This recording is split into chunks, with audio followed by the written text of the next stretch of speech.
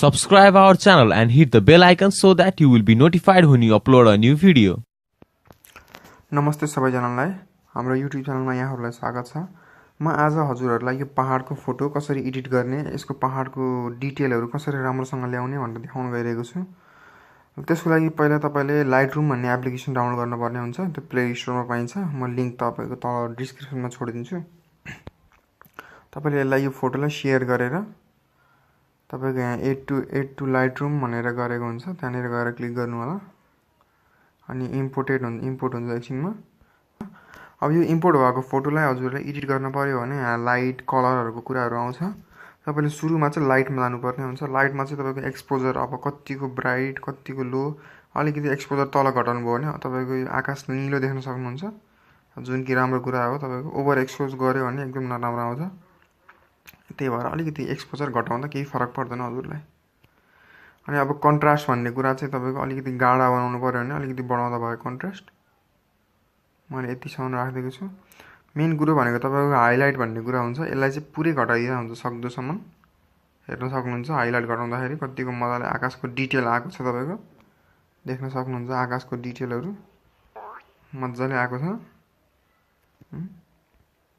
ल हेर्नुस् त कति राम्रो आएको छ। यस्तो गर्दाखेरि राम्रो आएको थिएन। अहिले घटाउँदाखेरि डिटेलहरु राम्रो आउँछ। अनि यो श्याडोज भनेको चाहिँ तपाईको डार्क अलि मिलाउन डार्कहरु एडजस्ट गर्नलाई हो। अब हजुरहरुकै प्रेफरेन्स जुन मन पर्छ त्यही अनुसार मिलाउँदा भयो। मैले चाहिँ यतिकै अहिले 14 राखेको छु। व्हाइट्स ब्ल्याक्सहरु नि यी कालोलाई अझै कालो बनाउनलाई हो यो। त्यस्तो खासै जरुरी छैन यो। त्यही पनि मैले मिलाइदिएको छु अहिले यो फोटो अनुसार। अनि मेन तपाईको यहाँ कलर भन्ने आउँछ। कलरमा चाहिँ मिक्समा जानु होला। अनि तपाईको यो आकाशको नीलो छ भने तपाईको यो नीलोमा क्लिक गर्नुहोस्। अनि नीलोमा क्लिक गरेर आकाशको कलर चेन्ज गर्नु पर्यो भने तपाईले यसरी स्वाइप गर्दिदा केही फरक पर्दैन।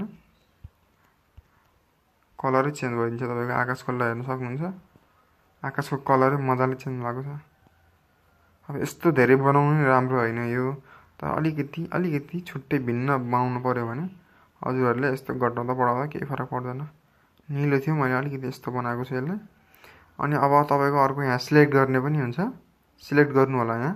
अनि ह्यू भन्नेमा गएर तपाईको यो जस्तै यो तलपट्टिको घाँसहरुको फोटोहरु अलिकति घाँस घटाउन मन लाग्यो भने यहाँ ह्यू येलो भनेर लेखेको छ। अनि दाबेर सरेर घटाउँदा बढाउँदा केही फरक पर्दैन।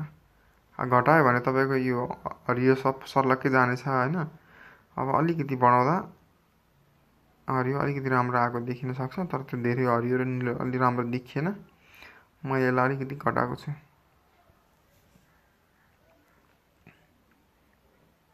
मैले यसलाई घटाएको छु अलिकति।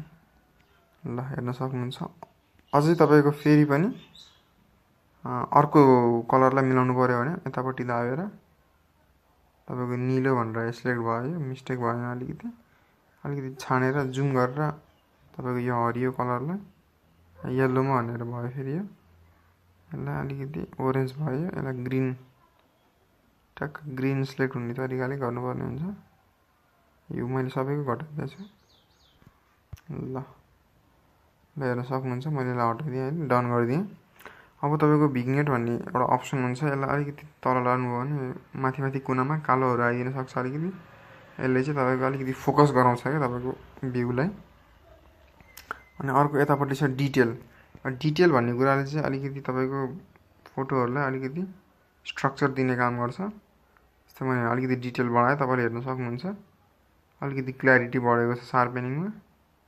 त्यस्तो खासै धेरै बनाउनु नि पर्दैन। मैले यतिको बनाएको छु त।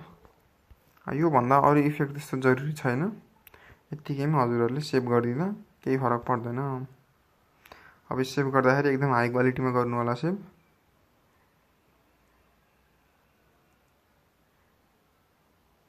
यति भइसकेपछि तपाईको फोटो एक्सपोर्ट भयो। तपाईको फाइनल इमेज चाहिँ यस्तो हुन्छ। हेर्न सक्नुहुन्छ।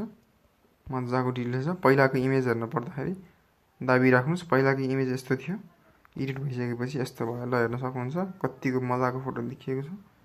अब यो तपाईले इन्स्टाग्राम फेसबुक तिर शेयर गर्दा लाइक सबभन्दा धेरै आउने छ। हस्त धन्यवाद। हाम्रो YouTube च्यानल सब्स्क्राइब गर्दै गर्नु होला। राम्रो भिडियोहरु यसरी नै अरु भिडियोहरु म हाल्ने गर्दछु। धन्यवाद।